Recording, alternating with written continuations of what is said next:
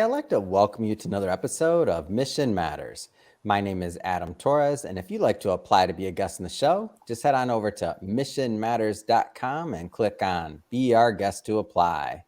All right, so today is a very special episode. We're welcoming back Roland Vandermeer, who is the CEO over at UpTerra. And also, I am proud to announce he's also a published author in our most recent Mission Matters book.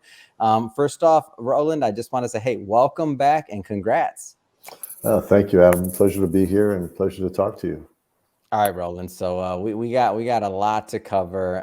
So first off, the title of your work in the most recent release was "A Radical Breakthrough in Agriculture, Just in Time." So many concepts that you bring to light in that book, and I mean, I learned a lot, and I'm sure that our readers did as well. So a lot to cover on that, and I definitely want to get into this farm DJ concept and a whole bunch more. But you already know the drill. You've been on the show before a couple times. So we'll start this episode the way that we start them all, with our Mission Matters Minute. So, Roland, we at Mission Matters, we amplify stories for entrepreneurs, executives, and experts. That's our mission. Roland, what mission matters to you?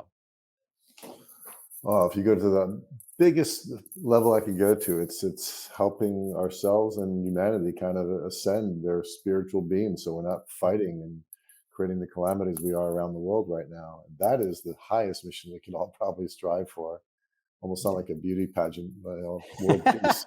But it really is the mission of all of us to kind of find peace and harmony amongst all of us. And along with that, this planet, the environment. And that's where I've focused my energies mostly. Yeah. No, it's great. And it's great to have you part of our Mission Matters community and in this book. And the more that I've gotten to know you and also about your background. And so I do want to go into your background a bit because, and when I kind of tee this up, I'm going to be stereotyping a little bit. So, friend of the VCs out there, if you're offended, hey, okay. But, in your background, I mean, you had quite a VC career and in the book, you talk about your rise and then maybe at some point having this change of heart and figuring out, like, there's this amazing story tell about maybe it's not just about this money, that there's higher purposes and higher ideals and higher beliefs that we could be striving for. Maybe just to kind of stick in those early days a little bit, and we'll take some time unpacking that. Like, tell us a little bit more about kind of how you got started in that build up. Yeah, so I am an engineer, education-wise. Went to University of Pennsylvania. Also went to the Wharton School at the same time, and just kind of threw that degree in there because I think business is more about learning than it is about education. Um, and as an engineer, I worked in communications, and I was very fortunate. In a few years out, I got involved with venture capital and joined a firm, a pretty major firm at the time. It's called Heinrich and Quist. And then about 2 years there, we realized we had to start our own venture in communications, early stage startups. And this was 80s, bad you, mid late 80s. And And for context there first, maybe some of our younger listeners. So the VC scene, 80s, I mean, it's nothing like it is now, where it's kind of common knowledge of these ideals or, other things. Like, tell us about the 80s and what the VC scene was there, because I like to know. yeah, I got the fortunate experience of working with some of the original VCs in the whole industry that came out Wow. of mostly semiconductor areas, deep communication stuff. The guys who formed Sequoia Capital, for instance, who Don Valentine, Pierre Lamond, and then a whole bunch of other luminaries that were around at that time. And the group I was with was the next generation being trained by those guys, in effect. So very early on, they were operationally oriented, very much, how do we change, the world? How do we make things different?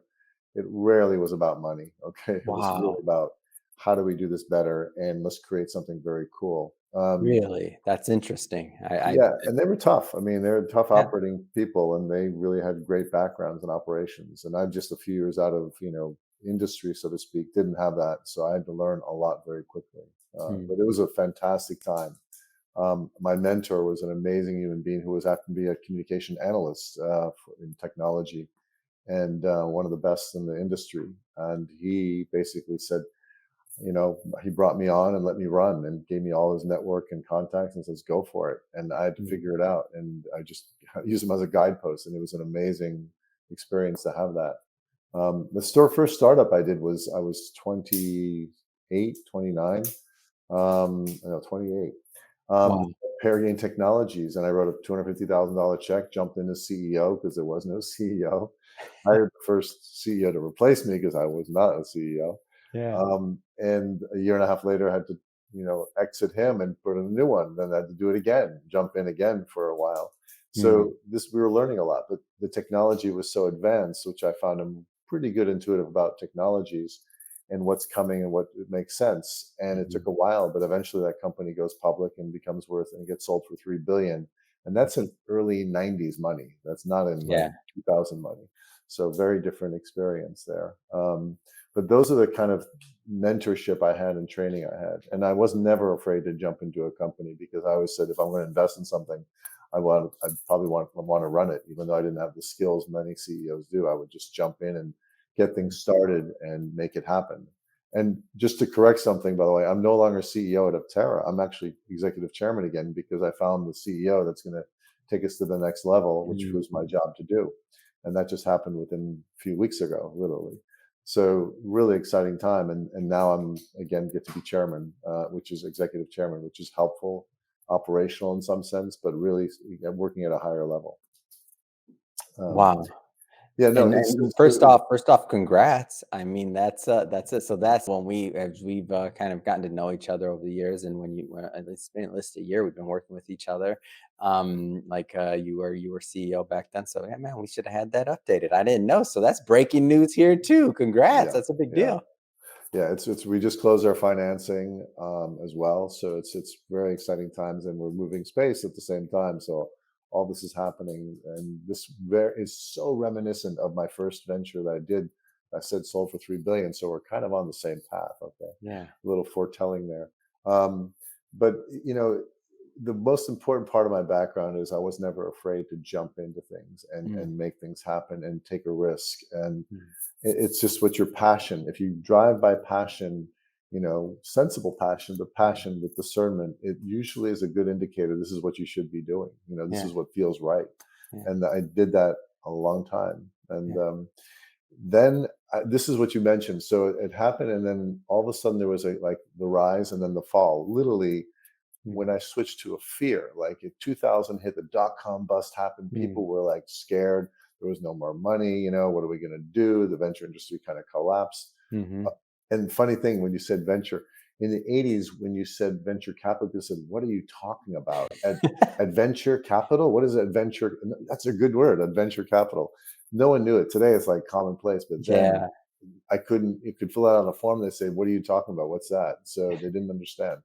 But that changed. Okay, that's changed. So 2000 things really got tough, and then it got tough Mhm, again 2008. But I went into a fear mode, like how are we going to make money? How are we going to do this? How mm, can we succeed? And that begins a process of making decisions based on fear instead of passion and love. And mhm. really that's kind of what I write about a little bit. When you're in a mode of fear, you constrict yourself, you constrict your opportunities, and it took me a long time to work through that, a long time, Mm, and emerging out of that now and working out of passion and drive and love. Actually, I yeah. use the word love not like you think gooey and all that stuff, but Yeah, like yeah. an intense passion inside that feels really good, and Mm. that's creative juices that are flowing. And when people are working in that mode, they're really unstoppable. I want to circle back to something that you mentioned, and just kind of because I'm curious. So you mentioned in your late 20s, you were brought in, and you jumped in the CEO role, but you knew you wouldn't ultimately be the CEO. You said, I think, twice already. So I'm not the CEO. Like that's not what you want to do or your aim. Like how did you know that so early on? Like that's really interesting. Yeah, I guess, a good CEO has so many skills. I mean, Mm, and management of people is one of them, and mhm. getting people to operate at the highest possible Yeah. ability they can, Patience. and patience, and holding people accountable, which Yeah. is one of the hardest things to do. Mm, Okay, to hold them accountable. There's a great story, the Seven Fable of the CEO, whatever. It's a great story. It's about that mm. thick. I love books that are that thick because they Yeah. tell you everything you need. Um, because I don't want to read a big book. But it's amazing that those people that have both vision, capability, and hold people accountable, bring in the right people. So there's that. And what I'm really good at is creating vision and ideas and inspiring people. But the accountability part, I've been, yeah, go do it, because that's what I did. I just went and Yeah. did it. And a lot of people can't operate that way. A lot of people Mhm. need a little more guidance, a little more coaching, a little more hands-on. And there's training behind that. There's Yeah. people that are really good at that. And that is super essential, I found. It's also attention to details, which I can do at times, but not consistently. So I love working on the more inspired realm, and coming up with some vision pieces and stuff like that. And seeing what a good, so I facilitate a good entrepreneur, a good CEO to kind of do what they're here to do, and augment that a little bit. And that I Mhm. found my best role ever.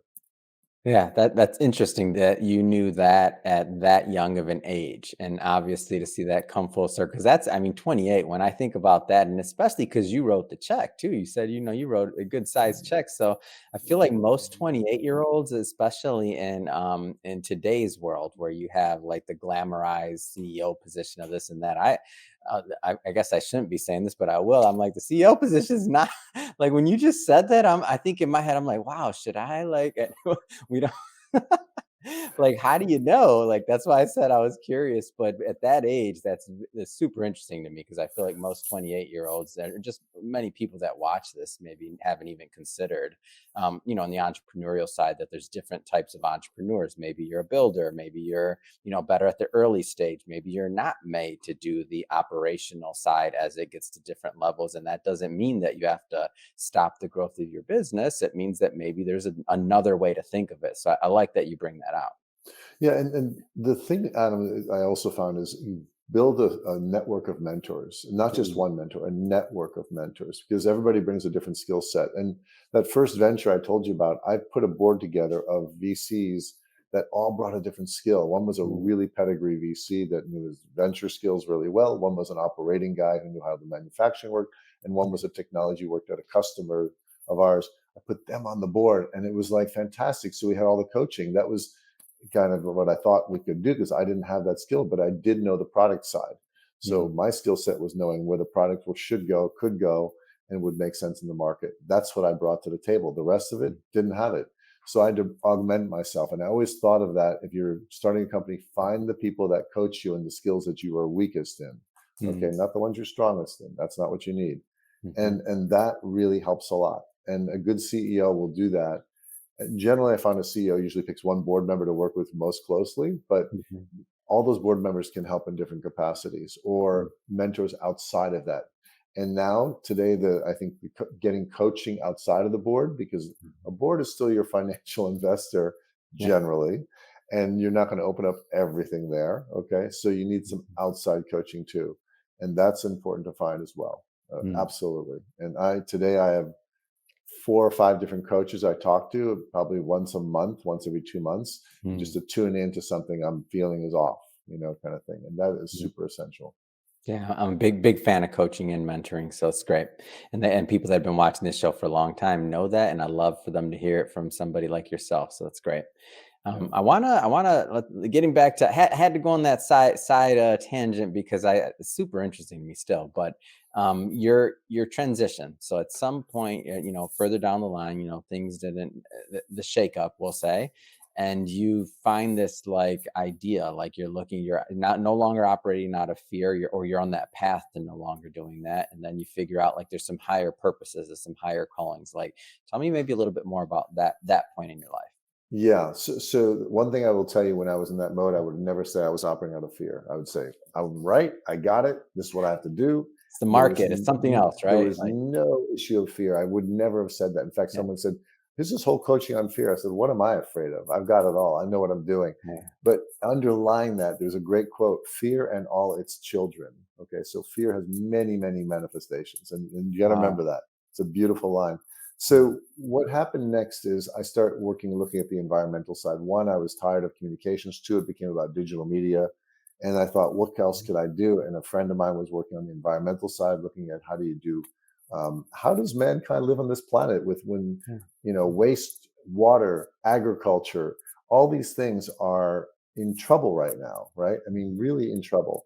And you can think of everything we're facing right now on this planet is mounting up right now, and we're in a world of hurt if we don't focus on this soon. And I've been yeah, saying this for 15 years now. But that started driving me towards helping build firms in real assets, which is investing in ag, energy, water, Mhm. waste, food, whatever, to create projects and systems, that basically can ameliorate the situation. But that wasn't doing it either. And I have created Mhm. 3 firms that are doing really well. And then I kind of had an epiphany, and it was like a shock to the system of like, what are we here for? And I met some people that kind of coached me. This world is about resonance and frequencies, and it had to do with a spiritual awakening, almost Yeah. not religious, but spiritual. Like, we are here on this planet for a reason, to learn a lot, but we're here to experience our bodies. We're here to kind of create anything you want to create, you can create on this planet. And three, the most important part, and I say this to my team all the time, we're here to connect with our hearts, okay? Yeah. And we're going to connect to people, because I would never harm another individual if you really connect with somebody. It's when you don't connect with them, yeah, you don't care. But when you do, you would have a conversation, okay? And you see where it goes. And you might not agree, but at least you Yeah. realize you're one of the same, right? Mm. So once that began to happen and everything was about frequency, I started seeing the technologies that are coming out of that world. And that's when I began to think, aha, these are the solutions. It's about resonance. It's what Einstein, Tesla, all these guys were talking about. And everything has a vibration to it, everything has a Mm. frequency. And when you tune into it, you can see some people vibe really high. Like you, Adam, actually vibe pretty high. You're kind of a positive being. It's a lot of energy. You walk into a room, people resonate with you right away Mm. because you're carrying a lot of energy. And people that are either sad or not feeling good or whatever, you'll see that there's not much energy coming out of that. Mm. And sometimes it's systemic, but you can heal all that. So once you begin to realize this world is physics, this is all about physics now, you Mhm. start to look at the physics behind it. And an atom is a metaphor for something that might exist, but they can't ever find it because it doesn't really exist. Remember the Yeah. Heisenberg uncertainty principle. It's a probabilistic thing where it is when it is. So everything's a metaphor we're trying to explain this realm to, but it's Mm. an energy, it's a vibration. So I decided to focus on agriculture and water. Mm. And water is the most fundamental thing we don't understand. We think water is all the same. It is so not. It is so Yeah. amazing. It stores information, and you can look at all sorts of things like Emoto or Veda Austin, who I heard speak yesterday. This is incredible photography where you put a picture underneath a petri dish of water. You pull the picture away, you freeze the petri dish, and there's the imprint of the picture in there. Like, and Wow. water will give its own interpretation of that picture. It's amazing stuff. Like, how does water do that? Okay, it holds information. Is it conscious? What is it doing? How do water stores? It's a liquid crystal, and we know that now. And I Mhm. can show you that in our lab how we make it more of a liquid crystal. Crystals store information all the time. Mm. IBM, Sony, all these guys are doing amazing stuff with crystals now in storage, Mm. and they have been for years. Water can do the same thing, and it's a liquid form of it. So if you know how to play with it, work with it, Mm. you can then create different things. And what we do here is energized water, called structured water. And Mhm. you might Google that or whatever and see Wikipedia says, oh, it's not really that real. It is very real. Mm. Drink structured water. Your dog knows it. Your cat will know it. Everybody, your cat knows it. Structured water is healthy for the being, for the cells. So crops know it too. So we structure water, but at 1,000 to 2,000 gallons a minute. Okay. Mm. And that's really fast versus, just for a glass of water is something much easier to do. And Mhm. that's step one. That's just energizing it. And what we say, we can reduce the amount of water consumption because it's more bioavailable, that structured Mhm. water. Nature structures water And naturally. bioavailable, just for everybody watching, that means that the ability for the like to absorb the water and is higher. Is that right? Or am I off? Exactly. Your Yep. body will take it much faster. The Yep. crop will take it much faster. It's easier to bring into the aquaporums, which are the little Mhm. venturi tubes that the cells take the water through. Yeah. Okay, that's known And so now on in on a science. high level, so if it's more bioavailable, like whether you're just easy side of things, is that in theory, if you're drinking water and you have a higher bioavailability level, then your body absorbs much more water that you're drinking and not, expelling it, then maybe you have to drink less. Is that am I kind of getting it? I just want to make sure I'm Perfectly, clear. perfectly. That's it. And just like the crops, they need less water. And there's the Mhm. reduction So right it's the there. same thing as what I just said in the body, but for the crops. Exactly. And Yeah. and by needing, and it's also more energizing. Remember, cells want to Mm. be energized. So it's It has also a better water. It's better. You can even take bad water, structure it, and it's okay because your vibrance of your cell is so much higher, it'll ward Wow. off all the pestilence in there. And that's remarkable. Okay. Yeah. So, higher charge is what your body wants. That's why you take antioxidants. Mhm. Oxidation creates lower charge.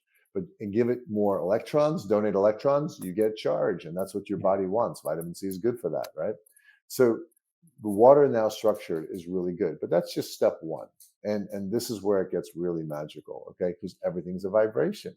So Mhm. when I discovered this, I wow, this is amazing. And these guys are doing this. These inventors were amazing. So I was like, I got to help them. So we funded it, we seeded it, and we started developing, the technologies to roll out to market. Mm. And as a punchline is, we're in over 200 farms, and we're growing rapidly now, 30,000 acres. And these are big Wow. farms. These are Yeah. the traditional Midwest farmers out there, as well as the California farmers, which I said it's a different market out here because it's Mhm. higher value crop. But when you're doing corn and soy and Mm. peanuts and cotton, you got to be right down the middle and really have a cost effective solution. Mm. So so first thing is structuring it, and that's energize the water. The next thing, and this is where it gets interesting. Mm. Remember, everything has an energy and a frequency. Mhm. A fertilizer has a certain frequencies components to it. Well, what if we can capture those frequencies, capture the resonance of it, put it on the spectrometer? You can see the frequency pattern of the fertilizer, and we can digitize that, and then we can impress it into the water, and the water takes it to the plant, and the plant says, "I recognize that it's nitrogen," the Yeah. vibration of nitrogen, because really, remember, nothing in this world touches. So what's really happening is the frequencies are evolving. So we put the frequency there. The plant recognizes it as nitrogen or whatever fertilizer Mhm. we have at the time. And it says, aha, I got it. And it grows as if it was the real thing. And Wow. that to me was mind blowing when I saw that. And like we've been demonstrating that in our lab for a few years. And now we've been in the field for 3 years with major product evaluations going on. And that's why farmers are really excited about what we're bringing forward. And that sounds to me, I mean, I think you know this about me, Roland, but I'm not a farmer. So but it sounds to me like pretty common sense, right? So you can decrease costs while having a lot of other benefits there, like just on surface value. Like if I don't know anything about the, let's just say part two of what you mentioned, because I don't quite grasp it, which I do, by the way, it's amazing. But even just on surface value, like for the farmers and the business side, not just that it's right to do, and this is kind of where I want to go with it next, is like why it's right to do it for the planet and for the other things that are the other implications. Because in the book in the beginning, especially the way that you open up talking about sustainable industry, maybe Yeah. comment a little bit on that. But just even on surface value for the business case for the farmers, I mean, it's just straightforward common sense, right? Yeah, it is, and that's where the economics apply. They're always Mhm. looking for a yield bump, and we give it to Yep. them too. But we're also looking for a cost reduction and less environmental damage because Yeah. the more we take out of the field in the lab, we grow with only water and frequency. We don't use any inputs whatsoever. Okay, we use Wow. control all the time. It works fine.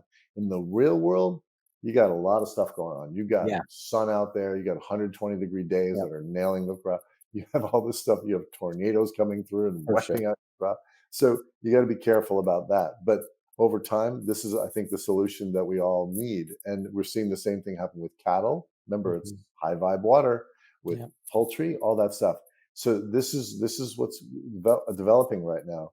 And I want to comment about the, why we're ultimately doing this. This is not about just Mhm. building a multi-billion-dollar company as Yeah. you can do with this technology. This is really about bringing this to the world because we can reduce the cost of farming from hundreds of dollars an acre to tens of dollars an acre. We have no Wow. physical costs, and that's what changes the equation.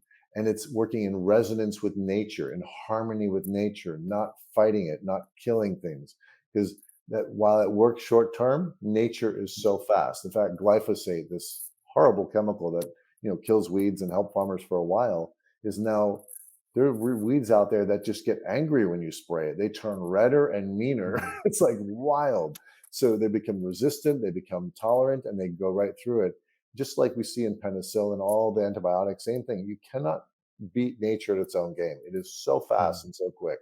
So we don't try to. We work in harmony with it. I'll give you a great for instance. This is Mhm. an example that brings it home. So aphids. Aphids are like a curse for growers, whether you're a marijuana grower or a lettuce grower or whatever. Mhm. Aphids are out there and they munch away.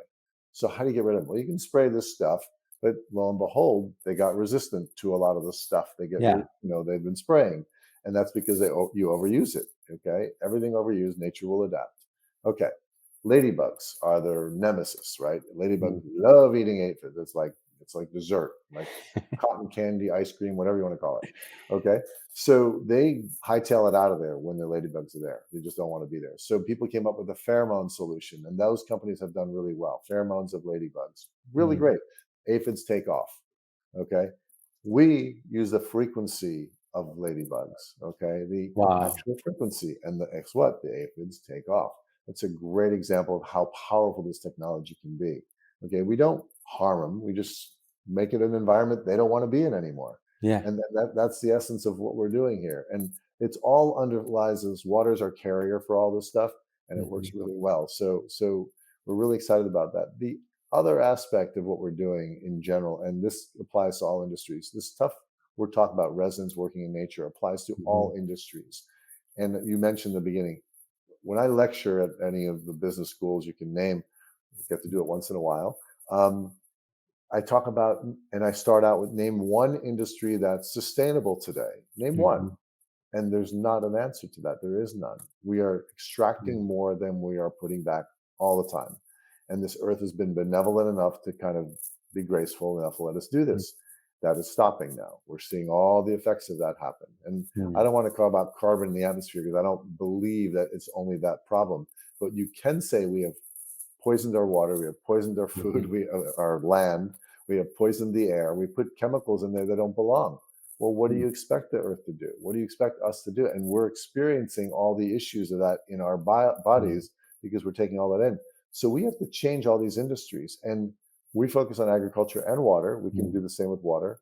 And I think that's a really good place to start because those were some of the most destructive things we're doing. Energy would be a good one, and to go after next and work in resonance in harmony with nature. And it's possible. Mm. I've seen enough out there. It's coming. It's just coming way too slowly. Mm. And so one of the things that you mentioned as well was just like the implications of what this can do. Of course, it's already, I mean, in a lot of farms, and it's going to continue to grow, right? And I'm sure, as you said, it's on pace to do what it's supposed to do. Now it's executing. But one of the things that you did say also was international. So like the implication of what this could do international. So like, does this affect, I don't know, the farmer in Africa or somewhere else, like in the near future? And if so, like what would be your vision for that? Yeah, so we're still a startup. I mean, Yep, we're for sure. maybe just under 20 people right now, and we're Mhm. learning how to scale our systems right now because we're going from hundreds of farms to thousands next year. Yep. And this is a big leap. And I was there initially in some of the bigger services companies called America Online, eBay, whatever, and I watched their CTO, Google, Facebook went through it. Every generation of technology, when they have to shift every few years because they're growing so fast, they can't do it. Yeah. So we've built a core set of systems that work for tens of farms. Now we just built one for hundreds of farms, and now Mhm. we're going to up that to thousands. Okay, so that's one. And every time I get a call from Africa, from South America, whatever, I say, "Can you help us here right now?" We could, but Mm. if unless we have our ducks in order here, we're not going to Yeah. do it well. So we've designed the system to scale. We Mhm. designed the whole solution to be more like a cable TV model where you have the set top box and we Mhm. broadcast remotely our systems and solutions to it. So it's a services model. So we've changed it all to a services model so we can roll it out globally. We can Yeah. scale it faster. And that'll come next year will be our first forays into the international realm, and Mm. some European countries, some African countries, some Latin American countries will be talking to us, and we're going to try a few, but very carefully. And then the Yeah. following year, I think then we go hit it harder. Okay, so all Mm. this is happening. It's there's so many lessons I learned from tech, like the cost of the consumer equipment, the premise equipment, called that. The set-top boxes of old were like that big. I mean, they were Yeah. big, big things that you remember them. Now it's like a little box, right? Yeah. Little tiny thing. Okay, I remember my first when I saw that thing, and it was like, I was like, "Wow, that's amazing." First exactly. cable box was big. Yeah, they're The massive. And VCR. and in communications, I learned I was in the company I mentioned. We had designed a first system that cost $5,000, and the phone company Mm. said, "Yeah, we can use about five of them, 10 of them, whatever." It didn't work, but if you can price it at $100, we'll buy everything. Well, the next year we got it down to 2,000, which they bought a lot Mhm. more. Then we got it down to 500, and they bought a lot more. Then we got it down to 100, and they started going like hotcakes, right? Yeah. And that was for digital services to the home. Before internet, it was ISDN. And same thing we've done here. We've started out with $25,000 in the field. We got it Mm. down to 18,000. Then we got it down to 12. Now we're at 8. Wow. and like, but technically it's four, and I see a path under 1,000. Okay, within 2 years. So that's what we're doing, the same thing, so we can bring it around the world, and we don't have to manufacture the equipment. They can manufacture it. We'll provide the service, Yeah. and then it goes to the farm DJs. So what are we really doing? Mm. Remember, everything's a frequency and vibration. In fact, if you really want to, Who if you came up well, real quick, who came up with Farm DJ? That's a good one. our team Or is if you so remember, it's our, awesome our one. CTO probably said it because he's this creative wizard who's amazing. And we were in That's the awesome. field. Shout out to him. That was great. When I saw it, I'm like, "Farm DJ, come on, it's genius." Go ahead, sorry. Well, think of the person with a green thumb that has plants in their house and they're singing to their plants all the Oh, time. for sure. The plants love it because they're feeling the love and the Yeah. song, and they like to grow in that environment. In fact, universities run the study. You play CNN in one room, not to pick on CNN, you play any of Mhm. them, and then play Vivaldi in the other, and put the same plants in there. Watch, they die in the CNN room, and they Mm. thrive in the Vivaldi room. Okay, so what do they want to hear? They love the music, okay, of the world. They love that. They love that. So we're actually feeding music to the plants, Mm. vibrations they want, and literally, I'm not kid you not, while I talk about fertilizer amendments, we also play music through Wow. the water, okay, and through other means too. But it's wild to think that way, and that is what we're bringing. We're bringing fidelity. So eventually, this is where this goes to. This will control the whole solution. Okay, this iPhone Mm. will be the solution for the farmer to pick his music for the day, for the week, whatever that he wants to play to his crops, and Mm. that's whatever amendments and inputs. It's a frequency, and that's what we call it that, and Mm. that's where it's going. So this is powerful stuff coming along. It'll take a while to get there. This doesn't happen overnight, but Of this is course. this is building right now, and we can see the future of it. Yeah.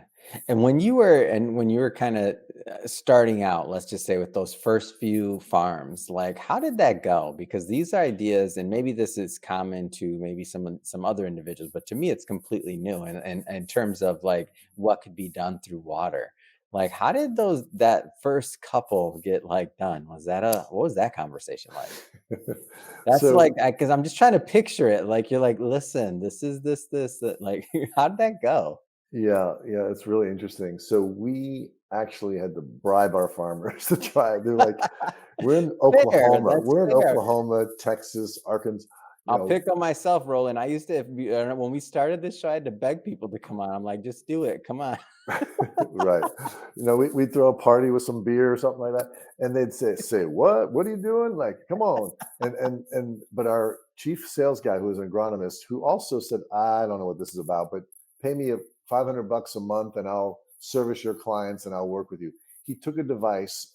I'll show you this 1 inch. This is like a 1 inch device right here. Mm, This is one of our, and he put it on his system in his yard, and he grew half his yard. He's an agronomist, right? Like, yeah, who yeah. does this on his yard? But he did. He divided ryegrass. He put half yes and half no. And within 3 weeks, he's looking at it and said, "Holy shit!" Excuse me. Wow. He says, "I can't believe it. This is really green, and this is brown, and it's the same water. It's like a miracle." And he was like, he was hooked. And then he started playing with it. Then he started telling his farmers, showing pictures of this. Okay, we'll try it. We don't believe you. We'll shoot. And we kid you not, 3 months later, we go out to the field. We tour with 20 farmers. We went from with pickup trucks, farm to farm to farm in this one region. Probably spent the Yeah. whole day on the road. Of course, we had an igloo cooler with a lot of beer in the back. That Yeah. helped, you know. And literally went down to the farm, and they started calling it magic water, God's water. This is a miracle, and It's they were just holy water. It's yeah. they were blown away, and like we were too. By the way, we didn't ever see it in the real field that scale. These are 100, 200 Oh, acre you're right. fields. So if you're looking at like that's so empirical and so like if you're there, then you're like it's so obvious. Like can you believe your eyes? That's what it had to be that feeling. Oh, it was great for us. And two, these farmers, salt of the earth, work their butts off, super smart. Don't take fools very far. You wear the wrong shoes, they look at you and they know who you are, kind of thing. And we don't pretend to be farmers. Like I can't, even though my dad lived on a farm, that's where we grew up, but not me. And it was like it was amazing to watch how they calibrated. They said, okay, it works. I'm going to try it some more. Let's put it on. I'll pay for one next year. And some of those guys have gone to install all their fields, which is remarkable. Some of them are just incrementing every year. And now we got some very, very big product evals going on with some big names you would recognize. And if those go well, which we expect them to go well, You should see huge acceleration. That's why we're looking at a really big year next year. Yeah.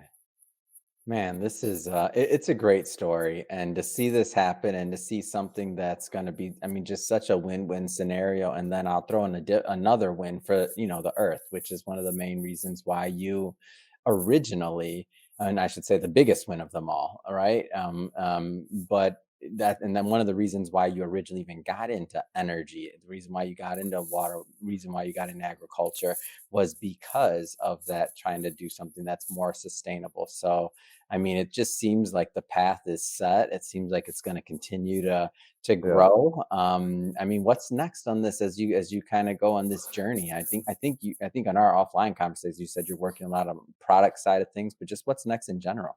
Yeah. So the one empirical thing that happened this year, actually, we went to the Yeah. farms we were on for 2 years now, and our agronomist, our chief sales guy, goes out there and he starts digging up the dirt and he says, "Look," and he has a video on TikTok. He's all over TikTok now. It's hilarious. I'm like, this guy's not an actor, but he's credible, man.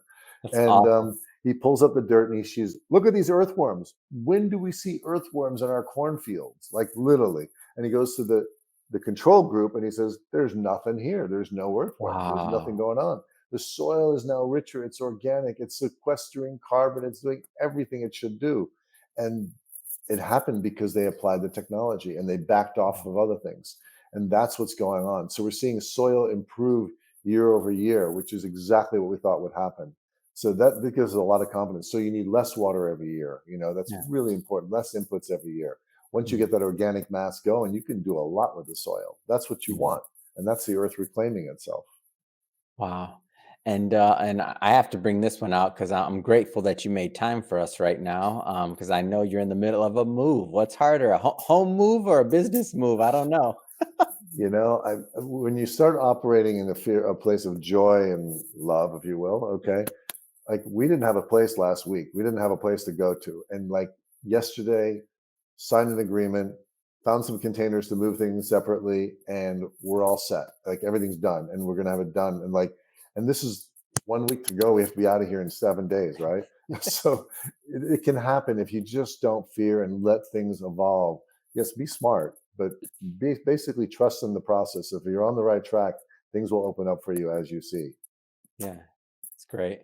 Well, Roland, I just have to say, I really appreciate you again making some time for us coming on the show today, and I'm so thrilled about what's going on at UpTerra, and I'm happy that I got to witness, some of the earlier UpTerra all the way up to now in this next transition period. And next time you come on the show, we'll update your title. Don't worry, I understand. Well, um, Michael and his CEO would like that too. So, Absolutely, and we're gonna have to talk to him too, because as this thing gets bigger and bigger, I wanna definitely, we're not going anywhere. I wanna keep following and covering the UpTerra journey and really bringing that to our audience because it's next level. And to me, I mean, it's just inspiring. It's like that to it gives me as an entrepreneur and as a business owner an idea of like, okay, the way that things have always been done. I mean, there's other ways to approach. There's other ways to look at a problem, and we don't have to throw up our hands and say that's just the way it is. I mean, if you were talking to your, early 20s self, and if you were to say, hey, one day you're going to be talking about vibrations and water and how you can, like, I don't know what you would have like told that older Roland self, but probably would have been like, do I go, what do I turn into? Like, yeah. but like Uh, that crusade and that, like that, that evolution that we have as people as we mature and have different perspectives, I just think it's admirable and I think it's inspiring. Thank you, Adam. Appreciate Yeah. that. I appreciate you and all the work you're doing. It's remarkable, and I really appreciate the mission you're on a lot. Awesome. If somebody wants to learn more about UpTerra, by the way, what's the best way for them to follow the journey? Because this is one, and I know they're going to be hearing it more and more as time goes on. So how do people like follow the journey? Our website's up and active, and it's getting a regen again. So it's going to keep on going. We're going to have a lot up there, and then we're on TikTok and Instagram and all that stuff. That's moving along nicely. Yeah, So just follow us that way. Or if you really want to know more and go deep, contact me. And I'm rolling out of Terra, so it's yeah. really easy to find me. Fantastic. And we'll put that information, all the links to the website and that kind of stuff in the show notes so that our audience can just click on the links and head right on over. And speaking of the audience, if this is your first time with Mission Matters or engaging in an episode, we're all about bringing on business owners, entrepreneurs, executives, and experts and having them share their mission, the reason behind their mission, why they do what they do, like how are they out there in the world and in the marketplace making a difference. If that's the type of content that sounds interesting or fun or exciting to you, we welcome you. Hit that subscribe button. We have many more mission based individuals coming up on the line, and we don't want you to miss a thing. And now, Roland, until the next time, thanks again for coming on, and congrats again on the book. Thank you, Adam. Appreciate it. Take care.